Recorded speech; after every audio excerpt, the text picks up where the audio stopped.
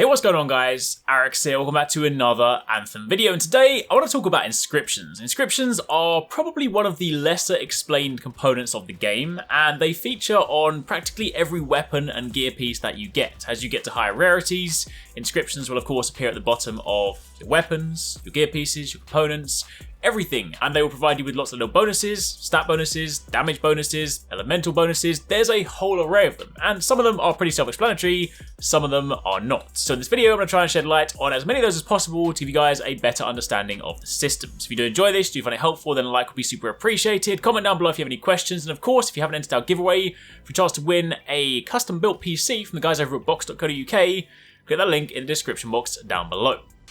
Now, to begin with, before we start speaking about inscriptions themselves, there's a few things you want to know top level. There's a couple of main damage types that you might have seen called out in Anthem, namely impact damage and blast damage. But what exactly are these? Well, quite simply, impact damage is single target damage. This is damage that is done and does not trigger any kind of AoE, any kind of explosion, any kind of splash damage. Single target damage is known as impact damage. Meanwhile, blast damage is any exploding damage. Anything that causes an AoE, anything that if you trigger it can hit other nearby enemies, that is blast damage. So when you look at what your build does, if you have abilities that focus on single target damage, they kind of hit large numbers, that's of course where you want to work towards impact. Meanwhile, if you have things, say like I've got a Colossus build that has a lot of big AoE explosions, then blast damage is more relevant to me. On top of that, when looking at inscriptions, there are two core icons. If you look down at the bottom, you will see next to any of the actual inscription details, you'll see two icons. There's either the gear icon or the javelin icon. Now, if you see the gear icon, this means this particular stat that you're reading only applies to that particular item. Meanwhile, if you see a javelin icon, the little kind of like person in a square, this applies to your entire character. So if you have, say, a weapon that has a gear inscription, or you have like a gear piece that has a gear inscription, it means that it applies to that particular item. But if you have something that has a javelin icon, it means simply by having this equipped, it applies across the board. So when you look at your inscriptions, you want to pay attention to these, because if you have stats that of course apply javelin wide, then you can get much greater benefit out of it.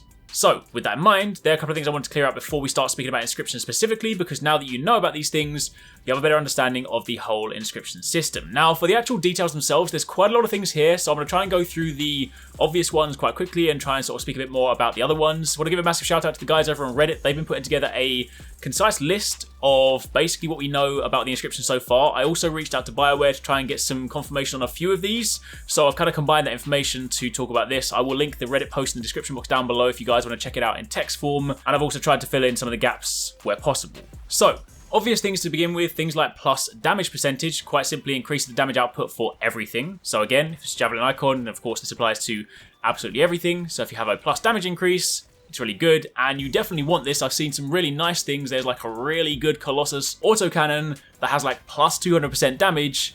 That thing's insane. So if you can get this rolled on like weapons and stuff, that is just a flat damage boost for everything. If you have plus force percentage, this reduces the amount of damage it takes to stagger enemies. If you have a plus harvest bonus, it just increases the amount of items you get when you're harvesting minerals and flora out in the world. Plus pickup radius increases the distance that you will pick up items that are dropped, so instead of having to actually physically run over it, you can run into its proximity. Plus thruster life is how long you can fly before you overheat. Meanwhile, plus thruster speed, despite the way that it's phrased, doesn't make you faster. All javelins do actually fly at the same speed. Yes, some javelins have slightly more mobility than others, but in terms of actual speed, if you put them side by side, they do fly the same speed. However, the actual thruster speed inscription doesn't change that. What it does is it increases how fast your jets will cool down. So if you overheat and you've got speed stacked, you'll basically be able to get back up in the air quicker than you would if you didn't have this stacked.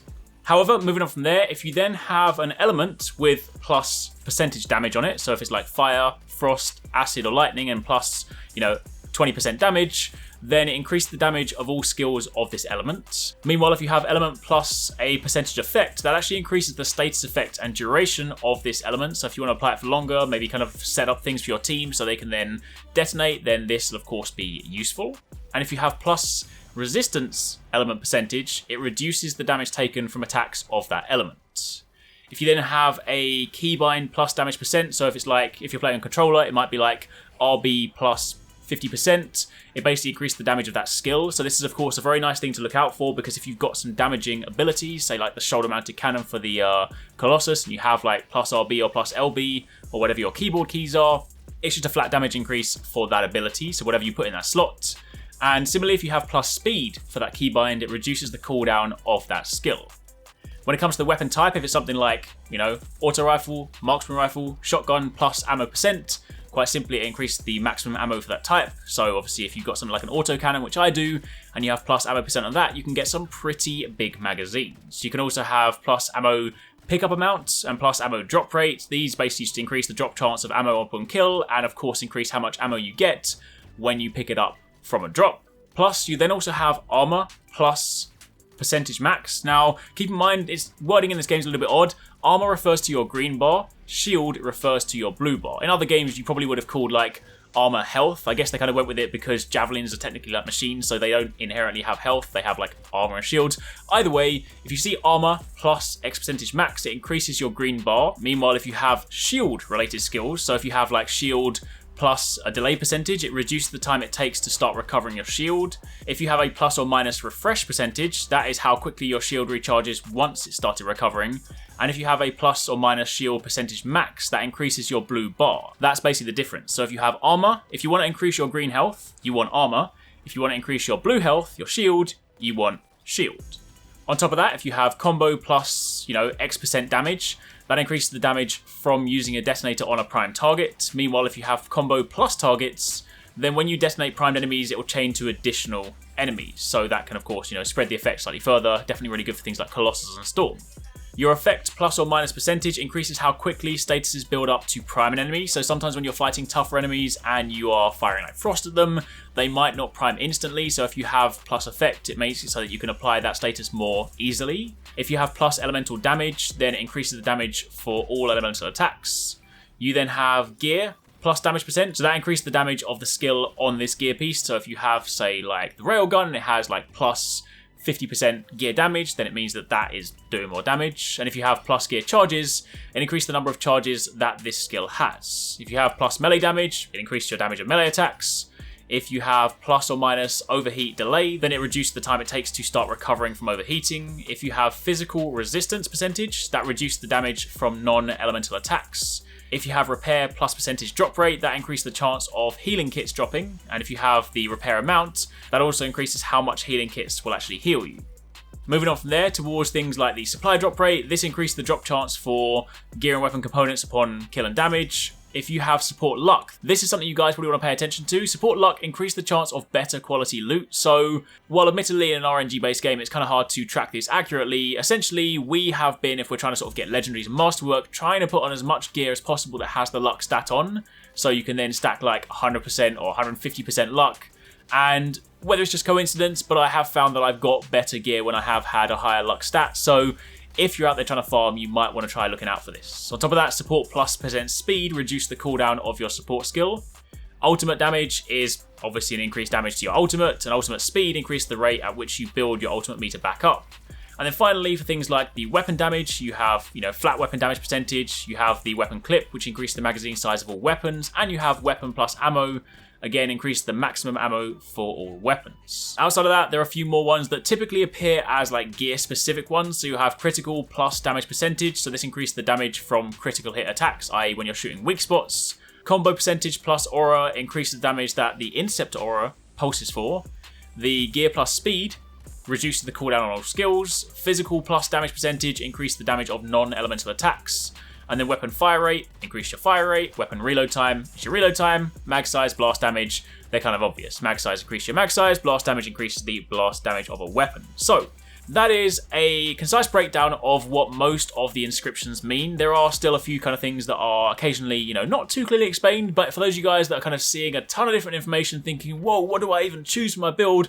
Hopefully that'll give you some stuff to work with. If you have any questions, by all means drop them down below. If you find anything else that we haven't covered, then of course be sure to let us know. And otherwise, keep it locked for plenty more Anthem coverage. Thanks very much for watching, guys. I hope you enjoyed the video. If you want to check out some more awesome stuff from us here at Arekkz Gaming, then you should definitely try to catch TwoSixNine and Paradise Central streaming 6 days a week. You can find a link to the multi-stream in the description box down below. They play a wide range of games, and what's more, we also have the end game store. By watching their streams, you earn currency, and you can redeem that currency on the endgame store for really cool prizes. Those can range from things like games, comics, and figures, all the way up to controllers, capture cards, and even consoles. So definitely drop by and become part of the community. Of course, if you enjoyed this video, then make sure you're subscribed and be sure to click on that little bell icon to turn on notifications so you don't miss our next upload. You can watch more videos by clicking on the options here, but once again, thanks very much for watching, take it easy, catch you next time, peace out.